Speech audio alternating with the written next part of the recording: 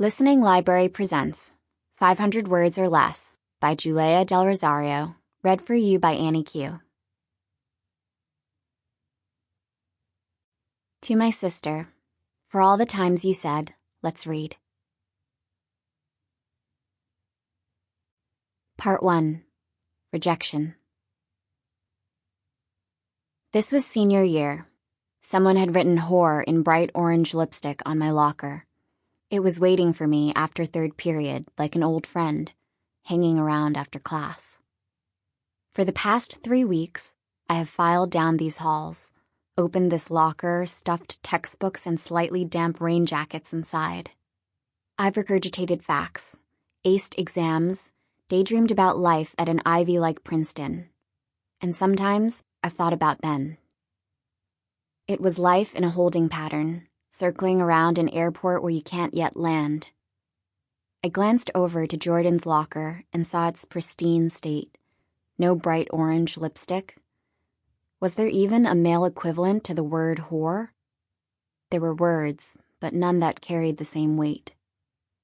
Maybe I would have cried if I were a different girl. But this was senior year, and my life was more than a series of letters scrawled on a locker vying to break me.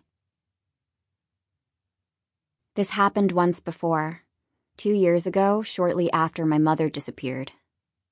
I tried scrubbing the lipstick off with toilet paper. Tiny bits of tissue crumbled in my hand, but the letters remained intact. 2 years ago, Jordan was there. Who did this? He demanded. 2 years ago, Ben was there. My girlfriend's not a whore, he said. They both hulked out, pacing in front of my locker.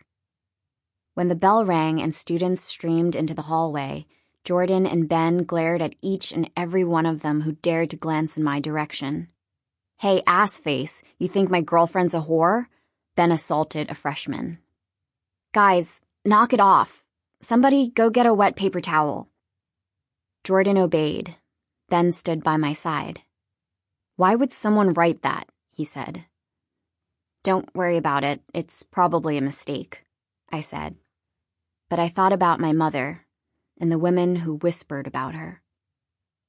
I thought about the words they used in replacement of her name, words that were never meant to be associated with someone I called Mom. If my mother had known what people were saying behind her back, if she had known what someone would write on my locker, would she have left? I wondered if the rumors were true about my mom and people my classmates called Dad. I wondered who else believed these rumors. I wondered what people believed about me. But what can you do when someone writes whore on your locker except wipe away the lipstick and move on? This time, it wasn't a mistake. This time, I didn't have Ben or Jordan around to defend my honor. This time, I armed myself with a dampened paper towel and scrubbed fruitlessly. A green glob landed on my locker and dribbled down the front. Behind me, a boy held out a bottle of dish soap. "Do you always carry that around?" I asked. Green goop mingled with the lipstick. Letters began to fade. "Don't question, just thank me." He held out a dry paper towel. "Thanks?" I returned to scrubbing. The lipstick slid off easily. "Girl, you of all people should know that a wet paper towel isn't going to remove a petroleum-based lipstick." "Huh?" I stopped scrubbing. "Last year, you were the top student in AP Chemistry. You beat me by 0.25 percentage points." He handed me another paper towel, and I'm damn good at chemistry. I should have known his name, but at some point, I stopped paying attention to details that didn't matter for GPAs and college admissions. "Why are you an expert on removing lipstick from lockers?" I asked. "My sister used to think it was so hilarious to use lipstick on my car window as if writing from a supposed secret admirer. That shit ain't funny." He squirted more dish soap onto the locker. "Lipstick is a bitch to clean off." I opened my mouth to say something snarky, but stopped. "Thanks," I said quietly. He glanced down at his watch. I've got to get to class. The bell rang 5 minutes ago. What are you still doing here? I asked. Dunno, he said, and walked away. To the last period of the day, I was early, but so was half the class, already seated, with textbooks out because we were nerds who liked to get crackin' on mitochondria and mitosis. Someone was in my seat. That guy, the one with the dish soap, he wore fluorescent orange sneakers with 2 silver stripes like a safety cone. You're in my seat, I said. Nope, it's my seat now. The boy nodded toward words on a screen that read, New seating assignments. Projected above the best seat in the class was the name, Ashok. Ashok, I repeated. He looked up at me. Yeah? Shit. I didn't mean to say it out loud. Do you ever go by a nickname, like Ash? I tried to recover. Why would I go by Ash? That sounds like a white boy's name. I have a white boy's name, I said. He snorted. That you do, Nick, but you're also not white, and you're not a boy. So you just have a weird name like me. Okay, Ashok. I hovered over his seat. Tell me where I'm supposed to sit. He scanned the air with his finger and motioned to the desk next to him. Welcome, neighbor. I slumped into the subpar seat. Jordan Parker entered class with his hand raised. Who can describe for me the process of embryological development? Our AP Bio teacher asked. We looked down at our textbooks, flipping through pages for an answer. The embryological development process begins with fertilization, where an egg is fertilized by a sperm and a zygote is formed, Jordan said.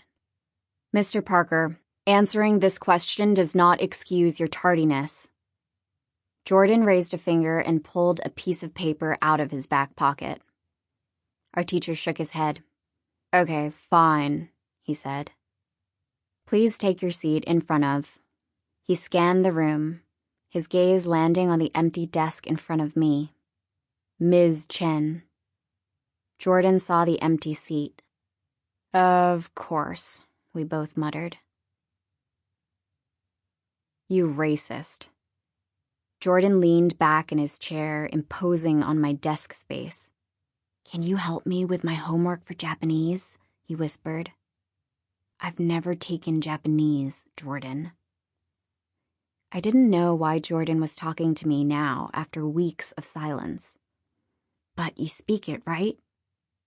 You know I'm part Chinese, Jordan.